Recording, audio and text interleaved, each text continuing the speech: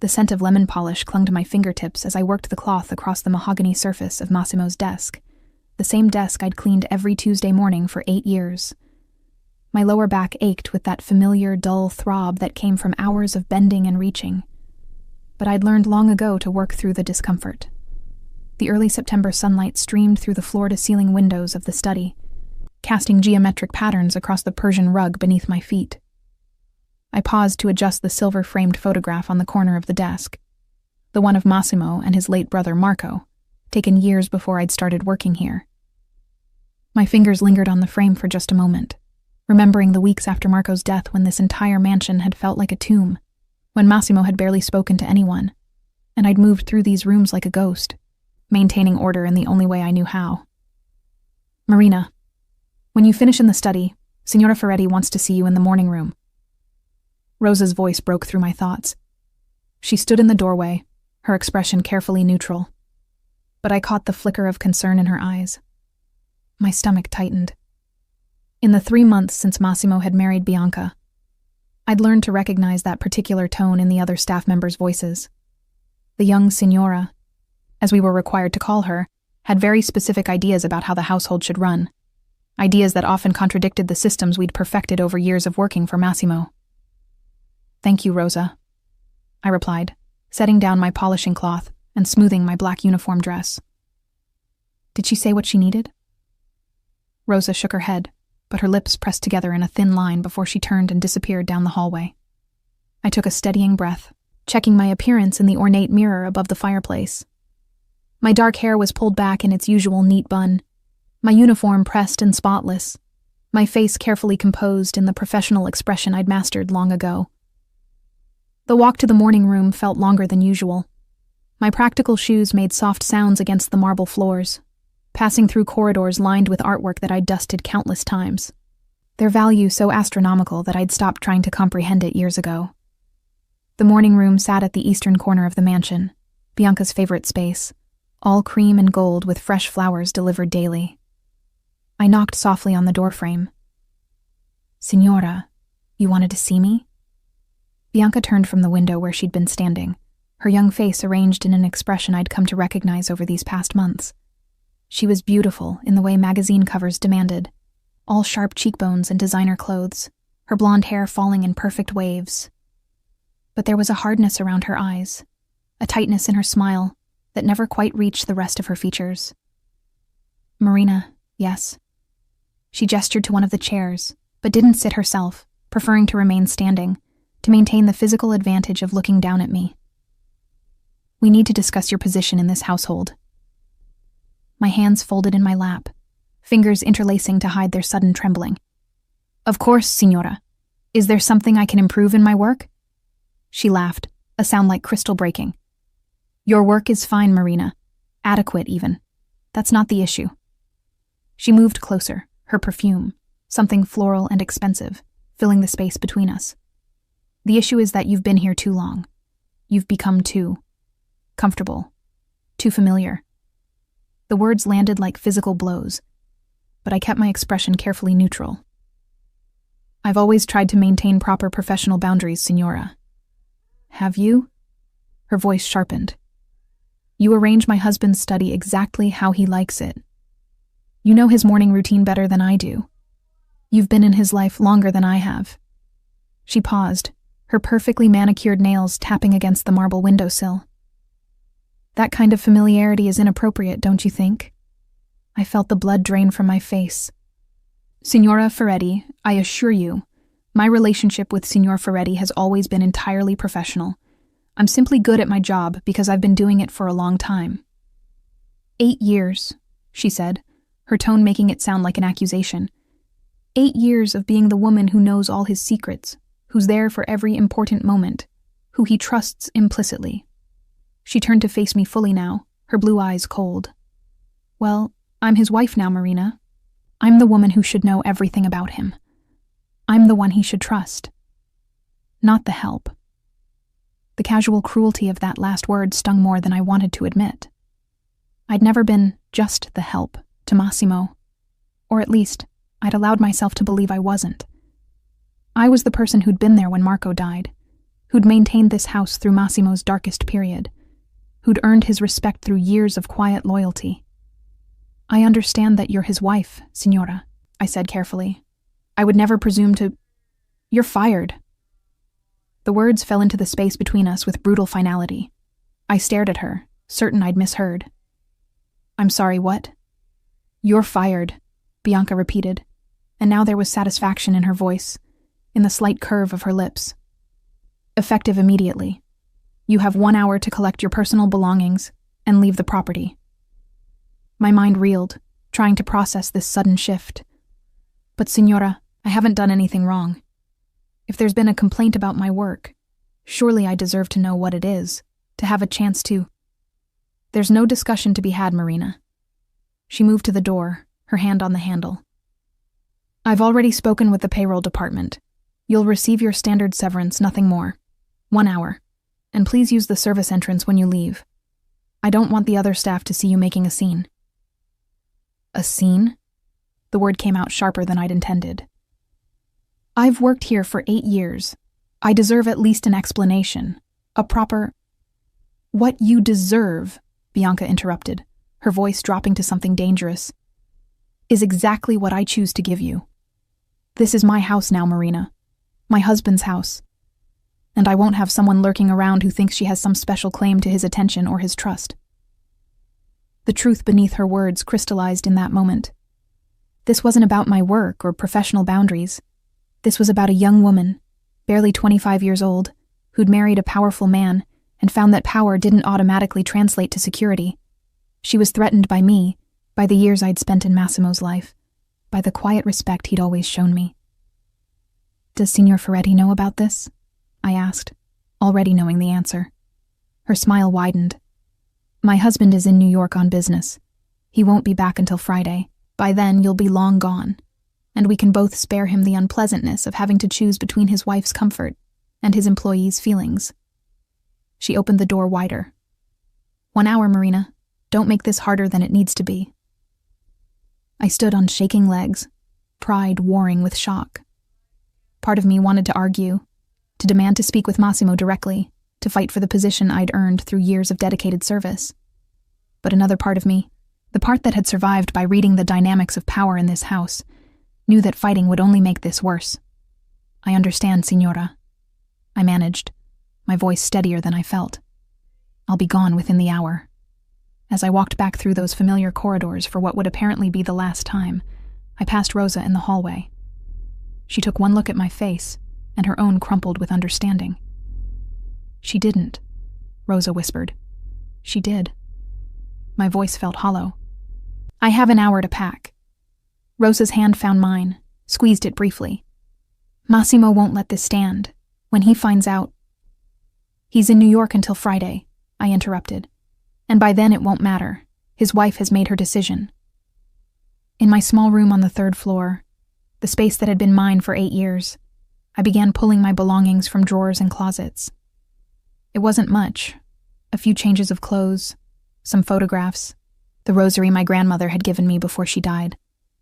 Everything else in this room belonged to the house, to the Ferretti family, to a life that had just been ripped away from me without warning. My hands shook as I folded a sweater, and I had to stop, pressing my palms flat against the dresser to steady myself. 8 years. 8 years of loyalty, of discretion, of being there through deaths and deals and dark nights when Massimo had needed someone who wouldn't judge him, wouldn't ask questions, would simply exist as a steady presence in his chaotic world. And now, Bianca, who'd known him for less than a year, had decided that loyalty was a threat. I glanced at the clock. 40 minutes left. I needed to hurry, needed to leave before I did something foolish like cry in front of the other staff, or worse, beg Bianca to reconsider. My pride might be all I had left after today, but I would keep it intact. As I zipped up my small suitcase, the one I'd brought with me 8 years ago when I'd first arrived at this mansion as a nervous 23-year-old hoping to prove herself, I caught sight of my reflection in the mirror. The same dark eyes, the same careful expression. But there was something else there now too. A kind of hollow recognition that the life I'd built here, the security I'd found, could be dismantled in minutes by someone who saw me as nothing more than an obstacle to be removed. The service entrance, Bianca had said. Use the service entrance, as if even my departure needed to be hidden, shameful, invisible. I picked up my suitcase and took one last look at the room that had been my sanctuary, my home. Then I walked out, closing the door softly behind me, just as I'd been trained to do everything in this house. Quietly, efficiently, without making a scene. But as I descended the back stairs toward the service entrance, passing through the kitchen where Cook was crying openly and Rosa stood with her arms crossed and her face furious, I couldn't help but wonder what Massimo would do when he returned to find me gone. If he would even notice. If Bianca's version of events would be the only truth he heard. The thought made my chest ache in a way I couldn't quite name, a loss that went deeper than just a job, deeper than security. Because for 8 years, I'd allowed myself to believe that I mattered here, that my presence had value beyond the tasks I performed. Now, stepping out into the late morning sunlight with my single suitcase and nowhere to go, I understood how foolish that belief had been. The small apartment I'd managed to secure 3 days after my dismissal sat on the 4th floor of a building in Dorchester, a far cry from the marble halls and manicured gardens of the Ferretti mansion. The walls were thin enough that I could hear my neighbors' conversations. The radiator clanked and groaned through the night, and the single window overlooked a parking lot rather than the Charles River. But it was mine, or at least it would be for as long as my severance lasted. I'd spent those first 72 hours in a fog of practical necessities, finding housing, updating my resume, registering with employment agencies. Movement kept the hollow feeling at bay, kept me from dwelling on the sudden absence of routine that had structured my life for nearly a decade. But at night, lying on the second-hand mattress I'd bought from a thrift store, the reality would crash over me in waves. It was Thursday evening when my phone rang. I almost didn't answer, didn't recognize the number, but something, instinct perhaps, made me swipe to accept the call. Marina Lopez? A male voice, vaguely familiar, speaking. This is Antonio, Signor Ferretti's driver. A pause. He's been trying to reach you. My heart stumbled over its next beat. Antonio had been with Massimo almost as long as I had, a quiet man who spoke little but observed everything. I've been staying elsewhere, I managed. I'm no longer employed at the house. I know. Antonio's voice lowered. We all know. He found out this morning when he returned early from New York. The entire house has been in chaos since he discovered you were gone. I sank onto the edge of my bed, my free hand pressed against my stomach where a nervous knot had formed. Antonio, I don't think it's appropriate for me to. He's furious, Marina. Antonio cut through my protest. I've driven for Signor Ferretti for 9 years. I've seen him angry. But this is different. He wants to know where you are. His wife made it very clear that my presence was no longer welcome. I said, forcing my voice to remain steady. I'm not going to cause problems in his marriage. His marriage is already having problems, Antonio replied bluntly. Signora Bianca didn't tell him she'd dismissed you. He found out when he went looking for you this morning and found your room empty. He asked the staff what happened. Rosa told him everything. The image formed in my mind. Massimo returning to the mansion, perhaps carrying that leather briefcase he always took to New York, calling my name to help him with something trivial, the way he had hundreds of times before. And finding nothing. No response. No familiar face appearing around the corner with that quiet smile and efficient competence he'd come to rely on. What did Bianca say? I asked, though I wasn't sure I wanted to know. At first, she tried to claim you'd been insubordinate, said you'd been inappropriate with the signor, had overstepped boundaries. Antonio's voice carried a note of disgust, but Rosa and Cook contradicted her story, told him exactly what had happened in the morning room, how you'd done nothing wrong, how the signora had simply decided you were a threat and gotten rid of you. My eyes burned with tears I refused to let fall. Rosa and Cook had risked their own positions to defend me, to tell Massimo the truth. The loyalty of it, the solidarity, made my throat tight. Marina, he needs your address, Antonio continued. He's been calling your old phone number, but it goes straight to voicemail. I had to get a new phone, I admitted. Cheaper plan. I couldn't afford. I stopped myself, pride stinging. It doesn't matter. Antonio, please tell Signor Ferretti that I appreciate his concern, but I don't want to cause any more trouble. His wife had every right to dismiss me if she felt. Don't. Antonio's voice turned sharp. Don't do that, Marina. Don't diminish what happened to spare someone's feelings. You were dismissed without cause after 8 years of impeccable service because an insecure woman couldn't stand that her husband respects you. That's not right. And Signor Ferretti knows it. I stood, pacing the small space between the bed and the window. What does he want from me, Antonio? What could possibly be accomplished by... He wants to make it right. The simple statement stopped me mid-step. Marina, in all the years I've known him, I've never heard Massimo Ferretti apologize for anything. But this morning, he apologized to the entire staff for what his wife did. He told us that you were family, that you'd been there through the worst period of his life, and that he wouldn't allow anyone to erase that, wife or otherwise. Family. The word echoed in my mind, carrying a weight I'd never allowed myself to acknowledge before. I'd been staff, an employee, a trusted one perhaps, but still someone who received a paycheck and followed orders. But family? He can't just override his wife's decision, I said quietly. That would humiliate her, damage their marriage. I won't be responsible for... He already did. Antonio's words fell like stones. This morning, in front of Bianca and the entire household staff, he voided your dismissal. Told Bianca that she had no authority to fire anyone who'd been with the family, as long as you had without consulting him first. He's drawn up new papers, Marina, not just reinstating you, but promoting you to head of household staff, doubling your salary, giving you authority over household decisions that even Bianca will have to defer to. The room spun around me. He can't do that. That would make me... His right hand in the household, Antonio finished. The person responsible for maintaining the standards and systems that have kept that mansion running smoothly for years. The position you should have had long ago if his pride hadn't kept him from admitting how much he depends on you. I sank back onto the bed, my mind reeling. This wasn't just reinstatement. This was Massimo making a public statement about my value, about where I stood in the hierarchy of his household, about who had the real power within those walls.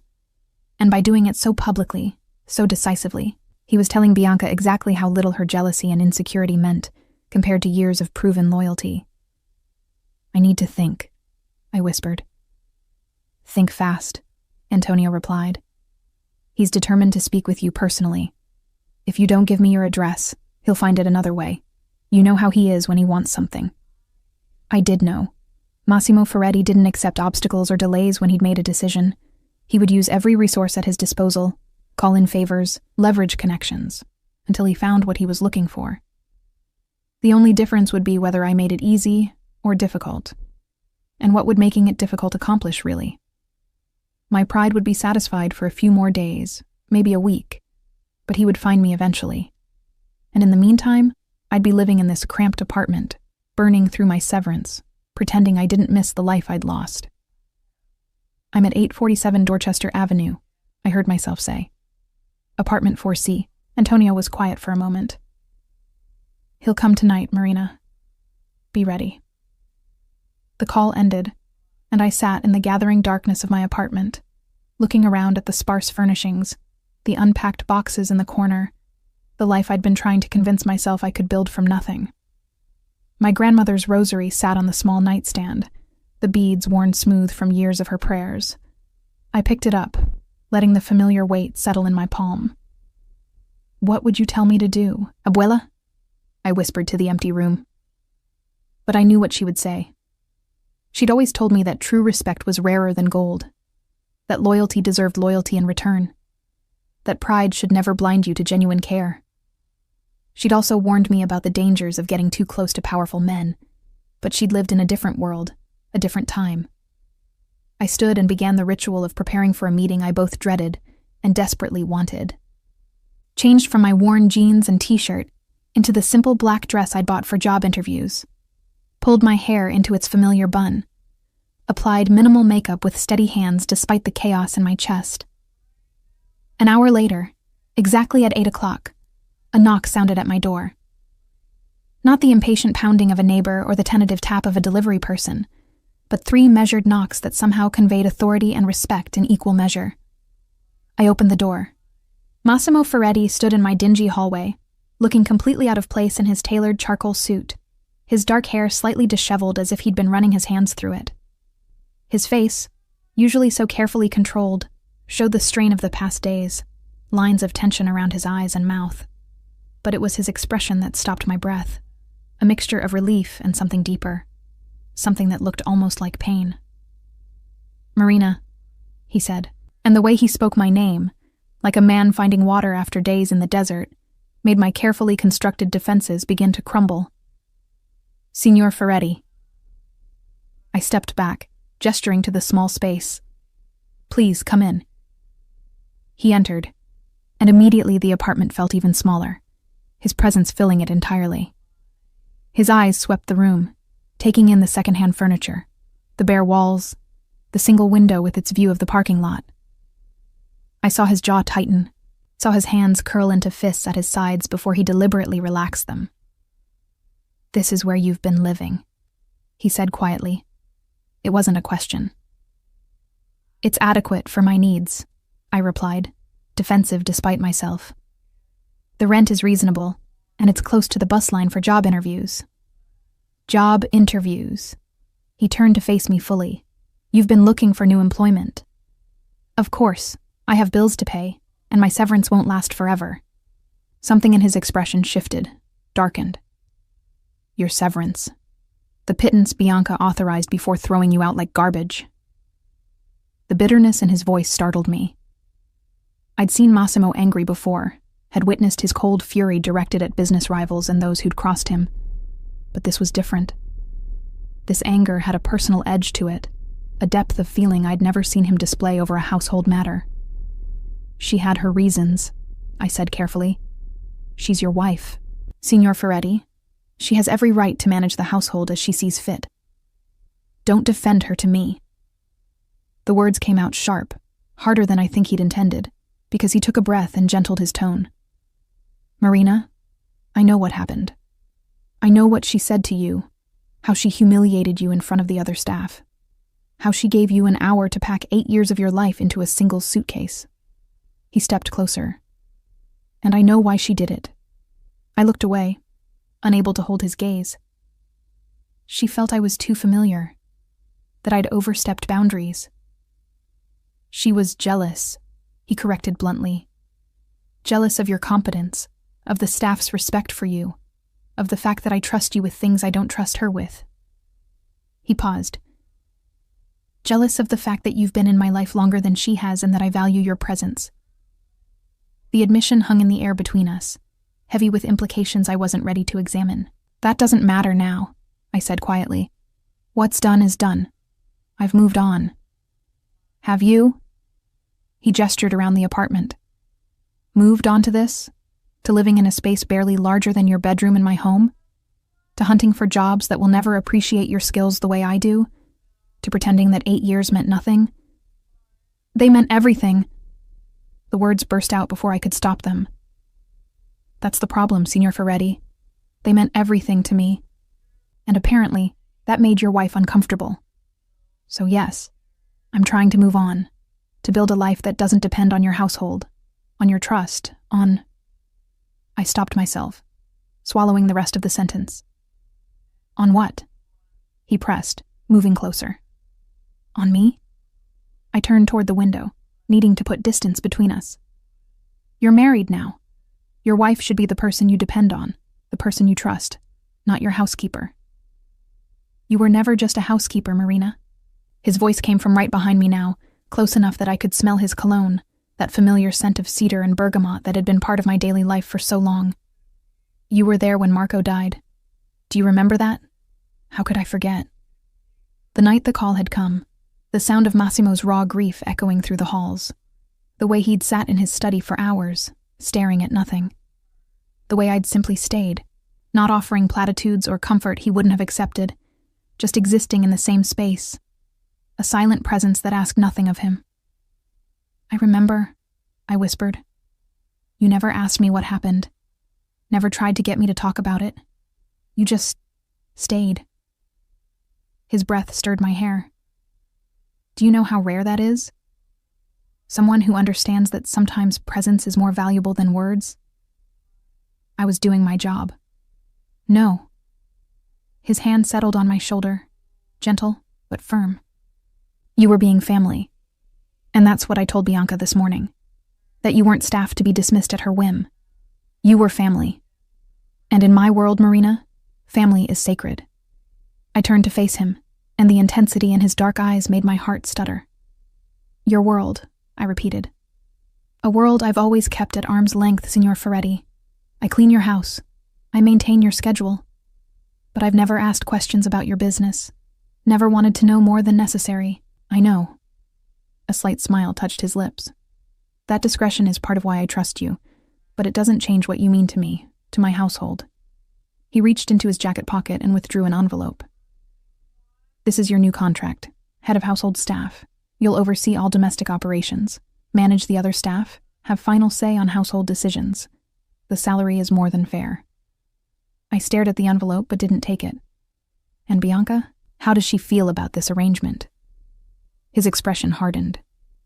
Bianca is learning that being my wife doesn't mean controlling everything in my life. She's learning that there are people who earned their place long before she arrived, and that jealousy isn't the same as authority. This will destroy your marriage, I said quietly. My marriage was built on shaky ground from the start, he replied. Beautiful, young, eager to be part of my world without understanding what that really means. I thought.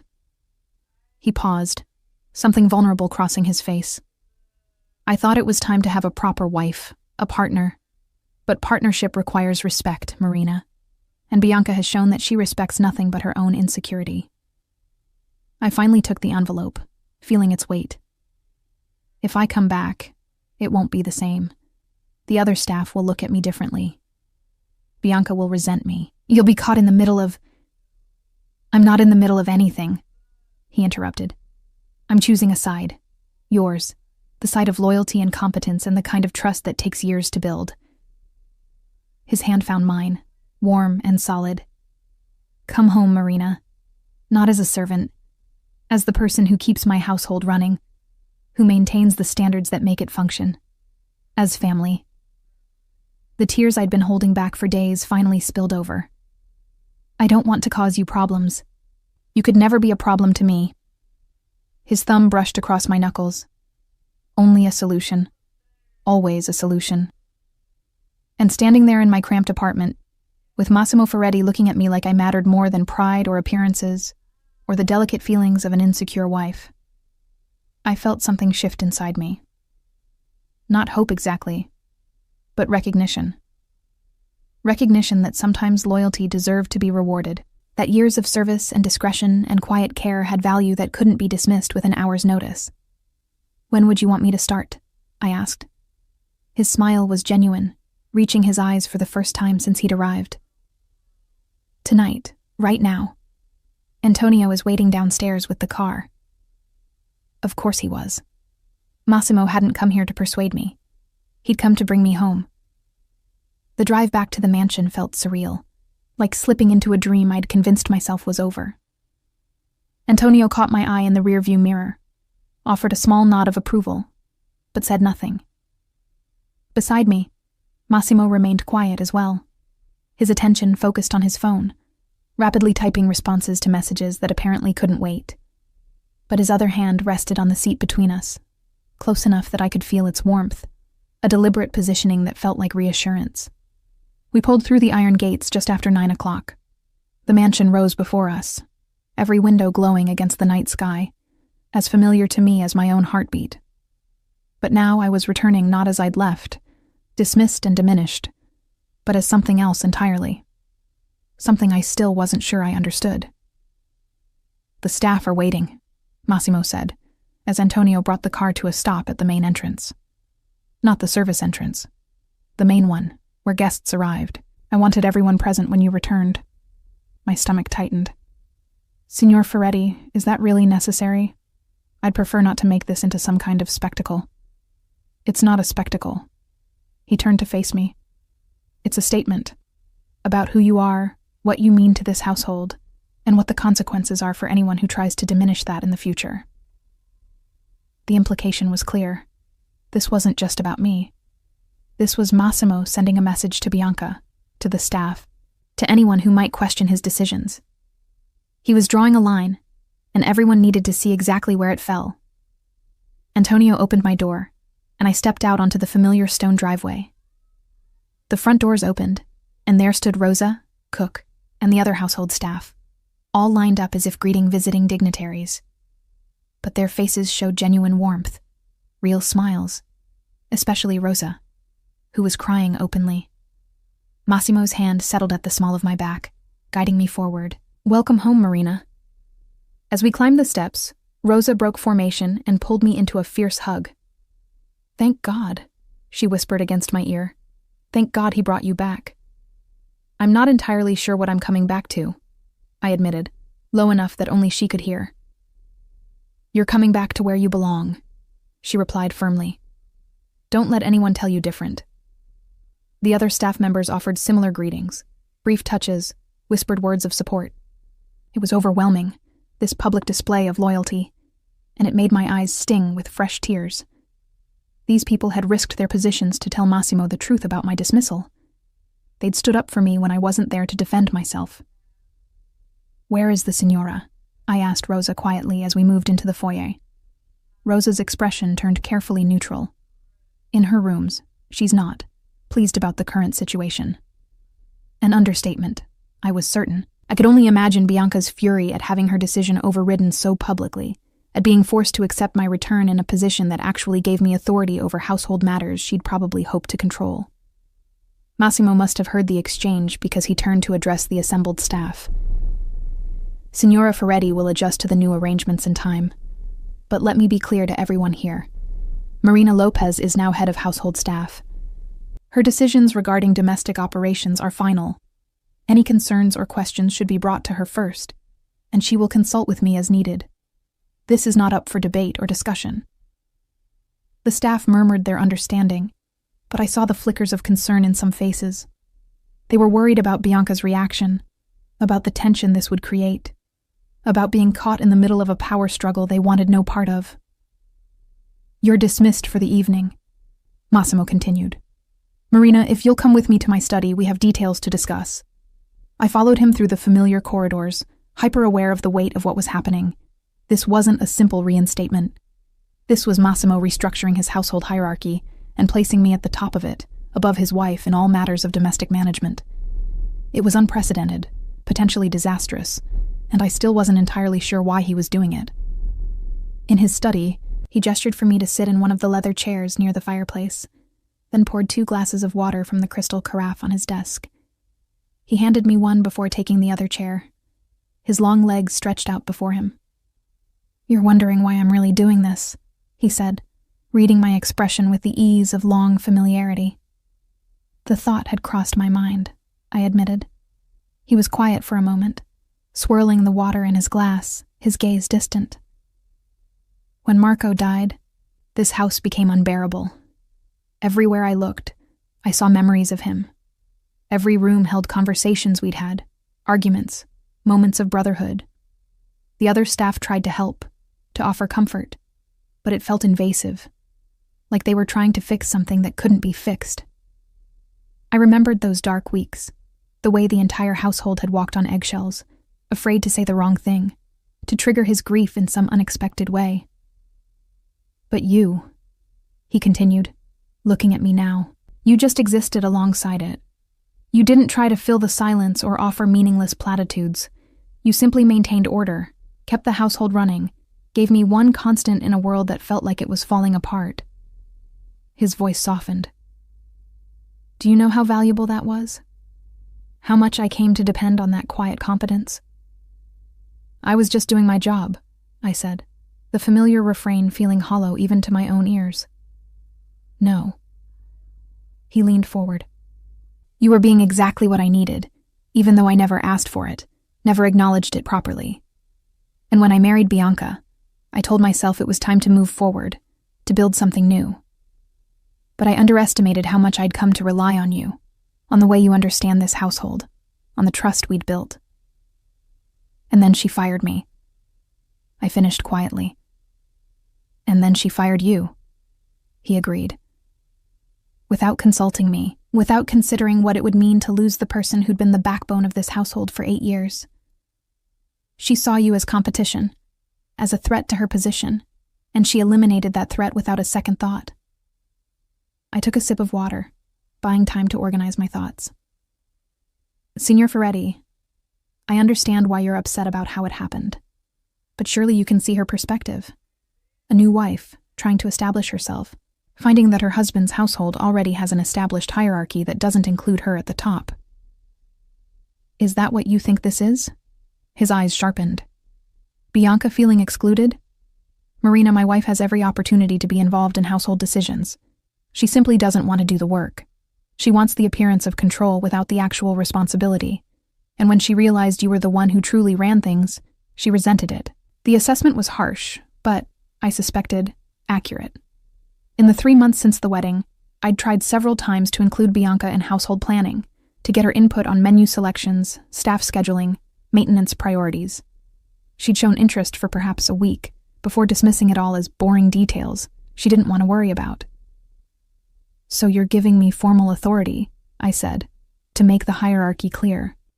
I'm giving you the recognition you should have had long ago, he corrected. And yes, I'm making it clear to Bianca that she can't simply remove people from my life because they make her insecure. This household has standards, systems that work. I won't allow those to be destroyed because my wife prefers chaos to competence. There was an edge to his voice when he spoke about Bianca, a hardness that spoke of deeper problems in their marriage than just my dismissal. But I knew better than to ask about it directly. Instead, I asked, "What do you need from me, specifically? What are my actual responsibilities in this new role?" He relaxed slightly, moving into the practical territory where we both felt more comfortable. Overall management of household staff, budgeting for domestic expenses, coordination of maintenance and repairs, management of my personal schedule and appointments.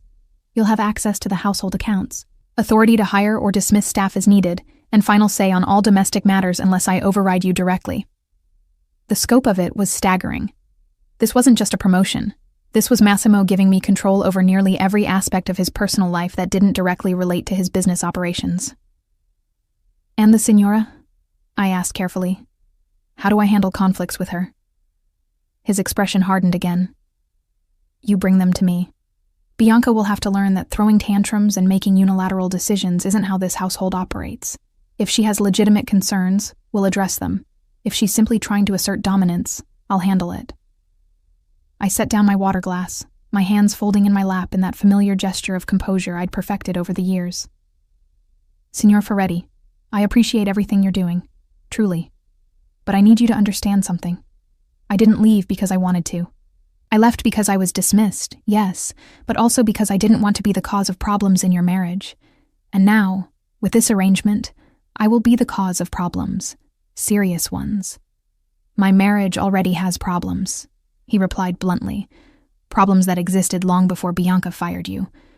This just brought them into sharp focus. What kind of problems? The question slipped out before I could stop it. Too personal, too invasive. But Massimo didn't seem offended. If anything, he looked almost relieved to have someone to talk to about it. The kind where you realize you married someone for the wrong reasons. I thought Bianca would be a good wife, a good partner. She came from a good family, understood the expectations of my world. But I mistook surface-level charm for depth, and social skills for genuine care. He stood, moving to the window that overlooked the darkened gardens. She doesn't love me, Marina. She loves what I represent. The power, the wealth, the status. And I don't love her either. I respect her as my wife in public, treat her with courtesy, give her everything she could want materially. But there's no real connection, no partnership, just two people playing the roles they're supposed to play. The honesty of it stunned me. In 8 years, Massimo had rarely spoken to me about anything truly personal. Our interactions had always maintained professional boundaries, even at their most comfortable. This level of candor felt like crossing an invisible line. "I'm sorry," I said quietly. "That must be difficult." He turned back to me, and something in his expression made my breath catch. "Do you know what I thought about when I found out you were gone? Not the inconvenience of finding a replacement, not the disruption to the household. I thought about how empty this place would feel without you in it. How wrong that seemed." "Signor Ferretti." "Massimo," he interrupted. "After 8 years, I think we can dispense with the formality when we're alone." The suggestion felt dangerous, like removing another barrier that had kept our relationship safely defined. "That wouldn't be appropriate." "Appropriate." He laughed, but there was no humor in it. "Marina, there's nothing appropriate about any of this. About me promoting you over my wife's objections. About me admitting that I value you more than I value her. About me standing here telling you that this house doesn't feel like home without you in it." My heart was pounding now, hard enough that I could hear it in my ears. "What are you saying?" He crossed back to me, kneeling so we were at eye level. "I'm saying that for 8 years, you've been the constant in my life. The person I trusted, the person who understood me without needing explanations. And I was too stupid, too concerned with propriety and expectations, to recognize what that meant." "It meant you had a competent employee," I managed, though my voice shook. "It meant I had someone who mattered," he countered. "Someone whose absence left a hole I can't ignore. Someone I need in my life in a way that has nothing to do with household management and everything to do with the fact that you make me feel less alone." I stood abruptly, needing distance. "You're married. Whatever you're feeling, whatever this is, you're married to someone else." "I know." He stood as well, but didn't move closer. "And I'm not asking you for anything inappropriate, Marina. I'm simply being honest about why your dismissal affected me so deeply. Why I can't accept a household that doesn't include you." "This is too much," I whispered. "Too complicated. I can't be the person who comes between." "You're not coming between anything," he interrupted. "Bianca and I have a marriage of convenience, of appearances. There's no deep love to betray, no sacred bond to break. We're civil roommates with a legal contract, nothing more. That doesn't make this right." "Perhaps not." He moved to his desk, pulling out the contract he'd shown me earlier. "But it doesn't change what I'm offering. A position, a salary, a formal recognition of your value to this household. What you choose to make of the rest, the personal elements, that's entirely your decision. I won't pressure you, won't make demands. But I won't pretend that having you back is purely professional either." I stared at the contract, at the crisp pages that represented a fork in the road I hadn't seen coming. I could take it, step back into this world with new authority and new complications. Or I could refuse, walk away, try again to build something separate from Massimo Ferretti and everything he represented. But even as I considered it, I knew what my decision would be, because he was right about one thing. This place felt like home in a way nowhere else ever had. These people felt like family. And Massimo, complicated and dangerous and inappropriate as it might be, mattered to me in a way I'd spent 8 years refusing to examine too closely. "I'll take the position," I said quietly. "On one condition." "Name it." "We maintain professional boundaries. Whatever personal feelings exist, we don't act on them. Your marriage might not be what you hoped for, but you made vows. I won't be the reason you break them." Something flickered in his eyes. Disappointment, perhaps, but also respect. "Agreed. Professional boundaries, I can work with that." He extended his hand, and I took it, feeling the warmth of his palm against mine, the strength in his grip. It was just a handshake, a formal agreement, nothing more. But as his fingers lingered a moment too long before releasing mine, I knew we were both lying to ourselves about how easy maintaining those boundaries would be. My first morning back began at 5:30, the same time I'd always started, though now I entered through the main entrance rather than the service door. My new quarters were on the second floor, in a suite that had previously been used for important guests. It included a sitting room, a bedroom larger than my entire apartment in Dorchester, a private bathroom with a soaking tub, and a small office where I could manage household affairs in privacy. Rosa had helped me unpack the night before, chattering nervously about how strange everything felt, how Bianca had locked herself in her room since Massimo's announcement and refused to come out, how Cook was convinced this would all blow over once the Signora calmed down. I knew better. This wouldn't blow over. This was a fundamental shift in the household power structure, and Bianca wasn't the type to accept it gracefully. I dressed carefully in a simple black dress, more elegant than my old uniform, but still professional, and made my way downstairs to the kitchen. Cook was already there, preparing Massimo's breakfast, and she beamed when she saw me. "Marina. Oh, it's so good to have you back where you belong. The Signor wants his breakfast in the morning room at 7, same as always. And he asked specifically that you join him." My stomach tightened. Having breakfast with Massimo wasn't unusual. I'd often reviewed the day's schedule with him over coffee. But doing it now, in this new dynamic, with Bianca presumably aware of every interaction, felt precarious. "Has the Signora requested breakfast?" I asked. Cook's smile faded. "She's still in her rooms. Had a tray sent up at midnight, barely touched it. Antonio said she spent most of yesterday making phone calls." To whom? I wondered. Her family? Friends? People who might sympathize with her position or help her undermine mine. At precisely 7, I entered the morning room carrying a leather folder with the day's schedule and household matters requiring attention. Massimo was already seated, reading something on his tablet, dressed in one of his impeccable dark suits. He looked up when I entered, and his expression softened in a way that made my heart skip. "Good morning, Marina. Please sit." I took the chair across from him, the same place I'd sat hundreds of times before. But everything felt different now, weighted with awareness and unspoken tension. "I have the weekly schedule for your review," I began, opening the folder. "You have a meeting with your accountants on Tuesday, dinner with the Castellano family on Thursday, and Marina." He set down his tablet. "Before we get into schedules, we need to discuss last night." I kept my expression carefully neutral. "Last night you offered me a position. I accepted. I'm not sure what else there is to discuss. What I said to you in my study, about why having you back matters." He leaned forward slightly. "I don't want there to be any awkwardness between us. You were right to set boundaries, and I'll respect them. But I also don't want you to feel uncomfortable because I was honest about my feelings." "I appreciate that," I said carefully. "But perhaps we should focus on the practical matters of my new role rather than the personal aspects." "Agreed." He nodded, though something in his eyes suggested he wasn't entirely convinced this was the right approach. "Have you had any contact with Bianca this morning?" "No. Cook says she's still in her rooms." "She won't stay there forever," he said. "Eventually she'll come out, and when she does, there will be a confrontation. I want you prepared for it." I'd been preparing for it since the moment I'd agreed to return. "What do you expect her to do?"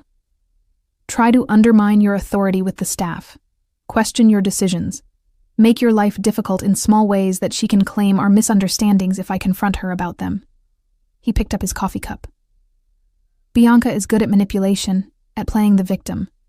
She'll make herself seem wronged, make me seem cruel for overruling her, make you seem like an interloper threatening her marriage." "I am an interloper threatening her marriage," I pointed out, at least from her perspective. "You're the person keeping my household running smoothly," he corrected. "But yes, I understand her perspective even if I don't agree with it." Rosa entered with our breakfast, setting plates before us with her usual efficiency. But I caught the way her eyes darted between us, the slight furrow of her brow. Even she, my ally, was uncertain about the new dynamic. After she left, I asked the question that had been nagging at me since yesterday. "Why are you doing this, really? You could have reinstated me in my old position, given me a raise, made it clear to Bianca that she'd overstepped. But instead, you're promoting me to a position that effectively places me above her in household hierarchy. That's not just about valuing my competence. That's about making a statement." Massimo set down his fork, his gaze direct and unflinching. "You want the truth? The whole truth? Please. I'm tired, Marina. Tired of pretending my marriage is something it's not. tired of watching Bianca play at being interested in my life while showing no real care or understanding. Tired of maintaining appearances for the sake of social expectations. He paused.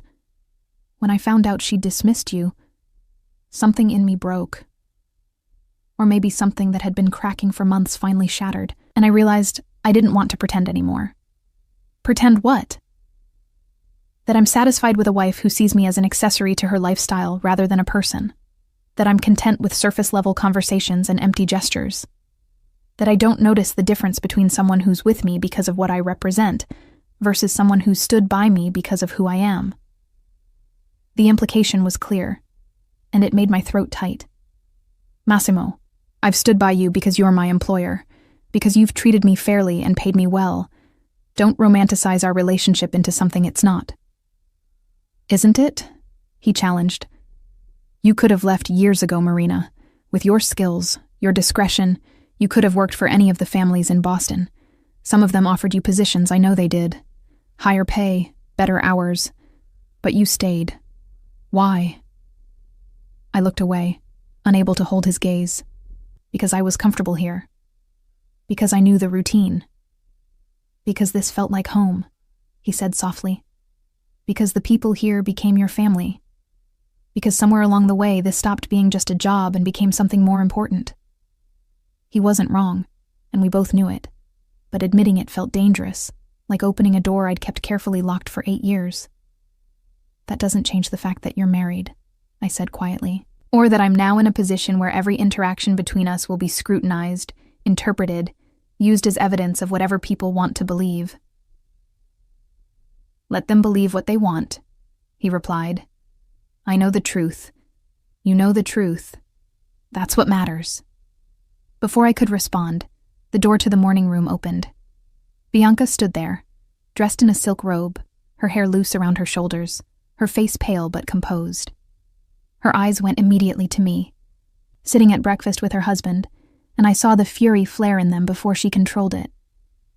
How domestic, she said, her voice carrying that brittle cheerfulness that always preceded her worst moments. The happy employer and his newly promoted help, sharing a morning meal. Massimo's expression hardened. Bianca, I wasn't aware you'd be joining us. Clearly. She moved into the room, her movements deliberately graceful. I thought perhaps I should remind you both that I still live here, still have some claim to my husband's attention.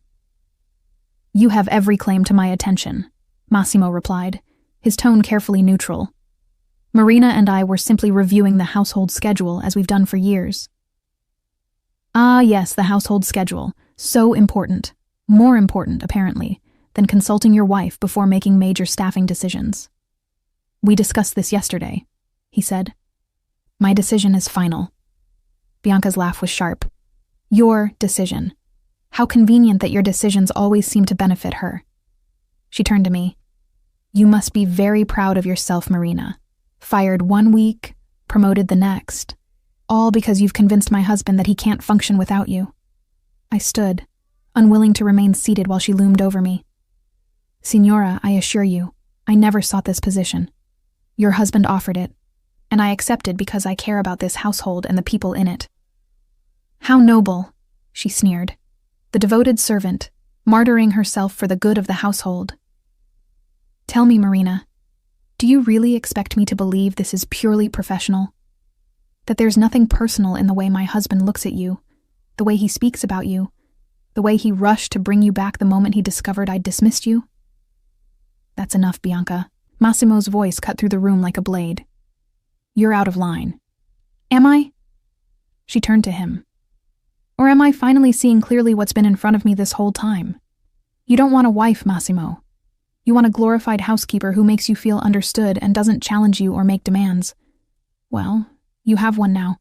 I hope she makes you very happy.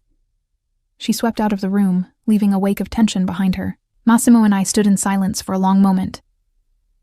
I'm sorry, he said finally. You shouldn't have to deal with that. She's not entirely wrong, I replied quietly. About how this looks, what people will think. She's wrong about your motives, he countered. About why you're here, why you accepted this position. Am I here purely for professional reasons? I asked, the question emerging before I could stop it. Because if I'm honest with myself, Massimo, I'm not sure anymore. I'm not sure when this stopped being just a job and became something I couldn't walk away from. Even when walking away was the smart choice. He moved toward me, and I saw him force himself to stop, to maintain the distance we'd agreed upon. What are you saying? I'm saying that Bianca might be insecure and manipulative, but she's not blind. She sees something between us, something that exists whether we act on it or not. And as long as I'm here, in this elevated position, that something will be a problem for your marriage. My marriage is already a problem, he said flatly. It was a problem before you came back, before Bianca fired you, before any of this started. The only thing your return has done is force me to stop pretending otherwise. And what happens when you stop pretending? I asked. What's the end game here, Massimo? We maintain these professional boundaries while everyone whispers about us behind closed doors. We ignore the fact that your wife hates me and will do everything in her power to make my life difficult. We just exist in this impossible situation indefinitely. I don't have all the answers, he admitted. I just know that I need you here, that this house, my life, feels incomplete without you in it. Everything else we'll figure out as we go. It wasn't enough. It shouldn't have been enough. But as I looked at him, at the man who'd crossed the city to bring me back, who'd restructured his entire household to keep me in his life, who'd stood up to his wife and risked his marriage because he valued my presence that much, I found myself nodding. All right, I said softly. We'll figure it out as we go. His smile was worth every complication, every awkward moment, every whispered conversation that would follow. Because in that smile, I saw something I'd been trying to deny for longer than I wanted to admit. Massimo Ferretti didn't just value my competence or my loyalty. He valued me. And despite every reason I had to walk away, to protect myself from the inevitable heartbreak this situation promised, I valued him too. Enough to stay. Enough to fight for my place in his world, even knowing it would cost me more than I could imagine. Enough to risk everything. The following week settled into a routine that felt both familiar and utterly strange. I resumed my duties, now expanded to include oversight of all household operations, budgeting, staff management, and coordination of Massimo's personal schedule. The other staff adjusted to my elevated position with varying degrees of ease. Rosa and Cook were thrilled, treating me with the same warmth as before, while also deferring to my authority. The newer staff members, those who'd been hired during my absence, regarded me with cautious respect. And Bianca made her displeasure known in 1,000 small ways. She would countermand my instructions to the staff, then act surprised when I confronted her about it. She would schedule social events without consulting me, forcing last-minute scrambles to accommodate her plans.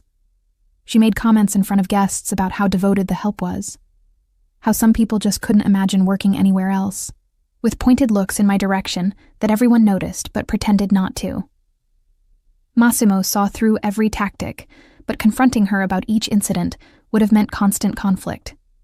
Instead, he doubled down on his support for me, making it clear to everyone that my decisions had his full backing, that questioning my authority was questioning his. It created an impossible tension in the household, a silent war fought through scheduling conflicts and passive-aggressive comments and meaningful looks. But it was the nights that were hardest. I would lie in my elegant suite, listening to the sounds of the mansion settling around me, knowing that down the hall, Massimo was in the master bedroom with his wife.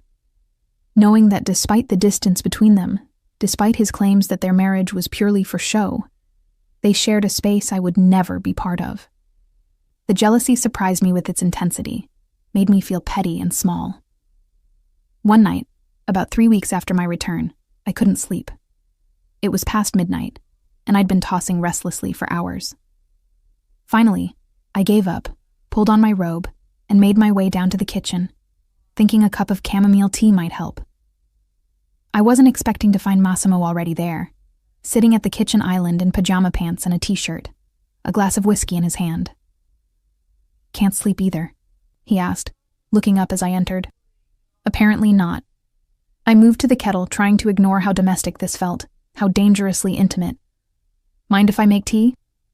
"Of course not," This is your domain now, remember? I filled the kettle and set it to boil, then leaned against the counter, maintaining distance between us. Bad day? Bad month, he corrected, taking a sip of his whiskey. Bad marriage. Bad decisions catching up with me. Want to talk about it? He laughed softly. That's the problem, Marina. You're the person I want to talk to about everything. You're the person I trust, the person who understands me.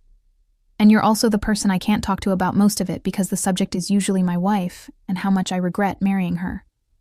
Have you thought about divorce? The question slipped out before I could stop it. Every day, he admitted.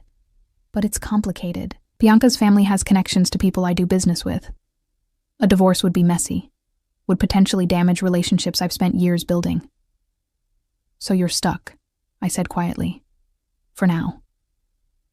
He set down his glass. But Marina, I want you to know something. This situation, with you elevated in the household, with Bianca making everyone miserable, it's not sustainable. Eventually, something will have to give. What do you think will give?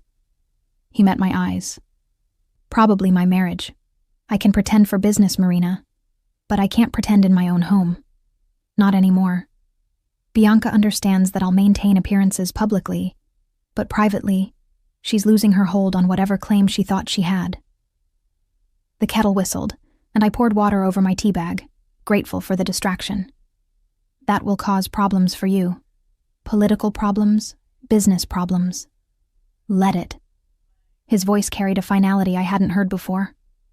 I've spent my life making strategic choices, doing what was expected, what was smart. Maybe it's time I made a choice based on what I actually want. And what do you want? I asked, though I wasn't sure I was ready for the answer. He stood, moving around the island toward me. I made myself stay still, not retreat, as he stopped close enough that I could smell his cologne mixed with the whiskey on his breath. I want what I had before Bianca. Peace in my own home. Trust. Someone who knows me well enough that I don't have to explain everything, perform everything. His hand lifted, fingers brushing a strand of hair back from my face. I want you, Marina. Not in some scandalous affair, not sneaking around behind my wife's back, but honestly, openly, without shame. My breath caught. You're still married. For now, he repeated. But not forever. Bianca knows this isn't working. She's already reaching out to divorce attorneys. I've had it confirmed. She's just trying to position herself for the best settlement. And when she does file, when this goes public, everyone will know it's because of me. Let them know, he said simply. I'm tired of hiding what matters, of pretending my choices are motivated purely by strategy rather than genuine feeling. You matter to me, Marina. More than business connections, more than social standing, more than a marriage that was a mistake from the start. I should have stepped back, should have reminded him of the boundaries we'd agreed to maintain. But I didn't. Instead, I let myself lean into his touch.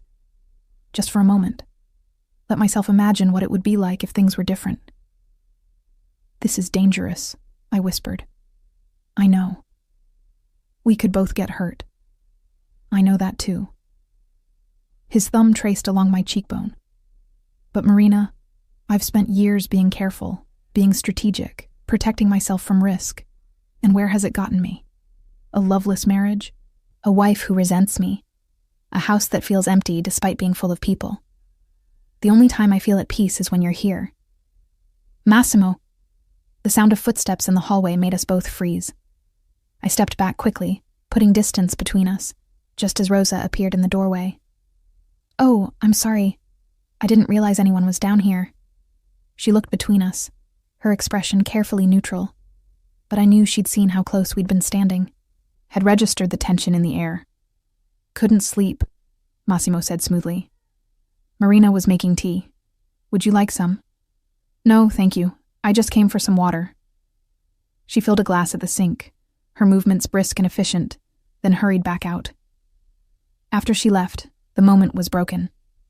The spell, whatever it had been, dissolved back into reality. I should go back to bed, I said quietly. Try to get some sleep. Marina, He caught my hand as I moved past him. What happened just now, what I said, I meant it. Every word. I looked down at our joined hands, at the way his fingers wrapped around mine with such easy familiarity. I know you did. That's what scares me. Don't be scared. His voice was soft, almost pleading. We'll figure this out, together. I gently extracted my hand from his. Good night, Massimo. Good night, Marina. I took my tea and left him there in the kitchen, alone with his whiskey and his regrets. But as I climbed the stairs back to my room, I knew that something fundamental had shifted between us tonight. The boundaries we'd tried to maintain were crumbling, had perhaps never really existed at all. And when Rosa caught me in the hallway the next morning, her expression was troubled. Marina, we need to talk, she said, pulling me into my office and closing the door. What I saw last night. Nothing happened, I interrupted. I know nothing happened, she replied. But Marina, the way you were looking at each other, the way you were standing. People are going to notice. Bianca is already watching for any excuse to cause trouble. You need to be more careful. I am being careful, I insisted, but the words felt hollow even to me. Are you? Rosa's eyes were concerned, not judgmental. Because from where I'm standing, you're falling in love with a married man who's falling in love with you right back. And no matter how unhappy his marriage is, no matter how much his wife deserves to be left, this isn't going to end well for anyone. I sank into my desk chair. I know. God, Rosa, I know. But I don't know how to stop it. How do you stop feeling something that's been growing for years without you even realizing it? She sat across from me, her expression softening. You can't stop feeling it, but you can choose not to act on it until the situation changes, until he's actually free. What if he never is? What if the business complications, the social consequences, they keep him trapped in this marriage indefinitely? Then you decide if waiting is worth it, she said simply. If he's worth it. The question haunted me through the rest of that day and into the weeks that followed. Was Massimo worth the risk? Worth the complications, the whispers, the inevitable scandal when everything finally came to light? I watched him navigate his deteriorating marriage with the same strategic precision he brought to his business dealings. Saw him maintain appearances at social events while growing increasingly distant from Bianca at home. Saw the way she responded with escalating hostility, making scenes, issuing ultimatums, trying to force him into choosing between his household arrangements and marital peace. He never chose her. Not once. And slowly, I began to realize that this wasn't about me forcing a choice or inserting myself into his marriage. This was about Massimo making decisions based on what he valued, what mattered to him, what he was willing to fight for, and apparently I was worth fighting for. The realization should have felt triumphant. Instead, it felt terrifying. Because now I had to decide if I was brave enough to fight back, to claim what we both clearly wanted, despite every reason to walk away. 6 weeks after my return, Bianca filed for divorce. The news broke on a Wednesday morning. I was in my office reviewing invoices when Massimo knocked and entered without waiting for permission, his face carefully controlled, but his eyes bright with something that looked almost like relief. Bianca's attorneys served the papers this morning, he said without preamble. She's filing for divorce on the grounds of irreconcilable differences.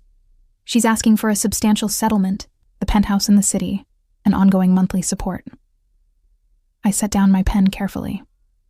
How do you feel about that? Like I should have done this months ago, he replied, moving to sit in the chair across from my desk. Like I've been released from a cage I built for myself out of social expectations and strategic thinking. The settlement she's asking for, is it reasonable? It's more than reasonable. It's extortion. He laughed, but there was no bitterness in it. But I don't care. I'll give her whatever she wants if it means ending this cleanly, quickly. I studied his face, trying to read beyond the relief to whatever else he might be feeling. There will be gossip. People will blame me. Let them, he said simply. Marina, I want to be clear about something.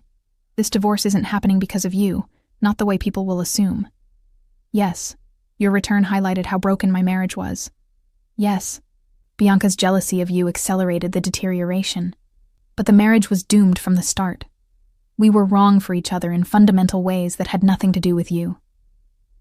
People won't see it that way. I don't care what people see." He leaned forward.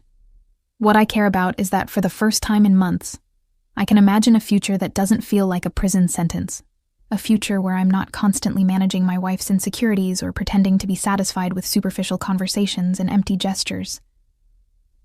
"A future that includes me?" I asked quietly. "If you'll have me." His eyes held mine. "I know this isn't the romantic declaration you probably imagined if you ever thought about this. I know I come with complications, with a reputation, with a world that isn't safe or simple. But I'm asking anyway. Because 8 years of working alongside you, of trusting you, of depending on your presence in my life, has taught me that I don't want to spend another day without you in it." My throat tightened with emotion. "Massimo, I need you to understand something. I didn't come back here hoping for this. I came back because this is my home, because these people are my family, because I missed the work and the routine, and yes, because I missed you. But I never expected—" "Neither did I," he interrupted gently. "I hired you 8 years ago because you were competent and discreet. I kept you on because you were excellent at your job. But somewhere along the way, you became the person I trusted most in the world. The person whose opinion mattered, the person whose presence made everything feel manageable." "That's a lot of pressure," I said, trying for lightness. "It's the truth." He stood, moving around the desk until he was standing beside my chair. "Marina, I'm not asking you to be my wife tomorrow. I'm not even asking you to be my girlfriend right now, while the divorce is pending. What I'm asking is for you to stay, to keep being exactly who you've been for 8 years. And when everything is final, when I'm actually free, then we can talk about what comes next." I looked up at him, at this powerful, dangerous man who ran an empire built on fear and respect, who could have anyone he wanted, who was choosing me, not despite my ordinary background and lack of social connections, but because of the quiet loyalty and steady competence I'd brought to his life. "I'll stay," I said softly. "Not because I'm waiting for you, but because this is where I belong, where I want to be." His smile was radiant. "That's all I'm asking." But of course it wasn't that simple. The next months were a hurricane of legal proceedings, public scrutiny, and social fallout. Bianca made sure everyone knew her version of events, that Massimo had carried on an emotional affair with his housekeeper, that he'd promoted me to humiliate her, that he'd chosen a servant over his wife. Some of our social circle believed her. Invitations dried up. Business associates treated Massimo with new wariness. There were whispered conversations that stopped when I entered rooms, pointed looks when Massimo and I appeared together at household functions. But there were also defenders. Rosa and Cook spoke openly about how Bianca had treated me, about her unfounded jealousy and manipulative behavior. Antonio told anyone who would listen that Massimo's marriage had been troubled long before my return. Even some of Massimo's business associates privately admitted that Bianca had always seemed more interested in the lifestyle than the man. Through it all, Massimo and I maintained our professional relationship, our boundaries, even as everyone assumed we were already lovers. He never came to my room. I never went to his. We didn't hold hands or steal kisses or do any of the things the gossips claimed we were doing. But we grew closer in ways that had nothing to do with physical intimacy. He sought my opinion on business decisions, valued my perspective on personal matters, included me in conversations with his attorneys about household matters that would be affected by the divorce. I learned more about his empire, about the legitimate businesses and the less legitimate ones, about the careful balance he maintained between power and violence. And I accepted it. All of it. The danger, the moral complexity, the reality of loving a man whose world operated by different rules than the one I'd been raised in. The divorce was finalized on a cold day in February, 9 months after Bianca had first filed. The settlement was enormous, just as Massimo had predicted, but he signed the papers without hesitation. Bianca got the penthouse, the monthly support, and a lump sum that would keep her comfortable for life. And Massimo got his freedom. That night, he found me in the library, where I'd been pretending to read, but mostly just staring at the same page for an hour. "It's done," he said simply. I looked up. How do you feel? Relieved, exhausted. He sat beside me on the sofa. Free. That's good. We sat in silence for a moment, the weight of 9 months of waiting, of speculation, of maintaining boundaries while everyone assumed we were breaking them, settling over us. Marina, he began, then paused. I'm not good at this. At the romantic gestures, the pretty words. I'm better with actions than declarations. I know, I said softly.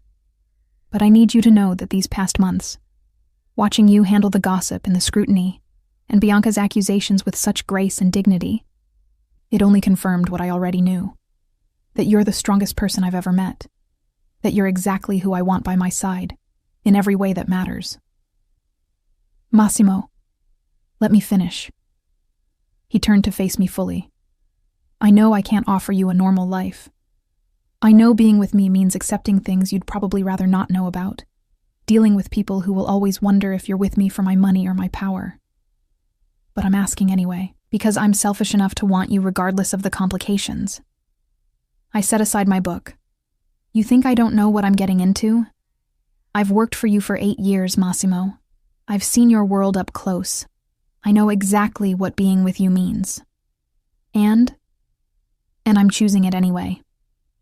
I took his hand. Not because you're powerful or wealthy, though those things are part of who you are, but because you're also the man who sat with me in silence when I was grieving my grandmother. The man who noticed when I was exhausted and sent me home early. The man who values loyalty above almost everything else. The man who fought for me when it would have been easier to let me go. His fingers tightened around mine. You're saying yes? I'm saying yes to trying. To seeing what we can build together now that we're both free to choose it. He pulled me into his arms, and for the first time in 8 years, I let myself lean into his embrace without guilt or hesitation. His lips found mine, gentle at first, then deeper, with all the hunger of months of wanting and waiting. When we finally broke apart, both breathing hard, he rested his forehead against mine. Move into the master suite, he said. Not as staff, as my partner, my equal. I laughed softly. That will cause more gossip. Let it. His arms tightened around me. I'm done caring what anyone thinks except you. 3 months later, I stood in that master suite, the room that had once belonged to Massimo and Bianca, now completely redecorated to reflect a new chapter. The staff had learned to address me by my first name, to understand that I was no longer head of household staff, but something else entirely. Massimo's partner in every sense that mattered. Rosa found me there one morning, standing by the window that overlooked the gardens. Happy? She asked simply. Terrified, I admitted. But yes. Happy. Good. She squeezed my shoulder. You deserve it, Marina. Both of you do. And as Massimo appeared in the doorway, his eyes finding mine with that expression of quiet devotion I'd come to treasure, I realized she was right. We did deserve this. Not because the path had been easy or uncomplicated, but because we'd chosen each other honestly, knowing all the flaws and complications and difficulties that came with it. I'd started as his maid, become his most trusted employee, survived his wife's jealousy and a very public divorce, and emerged as his equal partner. It wasn't a fairy tale. It was better. It was real. And as he crossed the room to pull me into his arms, I knew that whatever challenges lay ahead, we would face them the same way we'd faced everything else, together.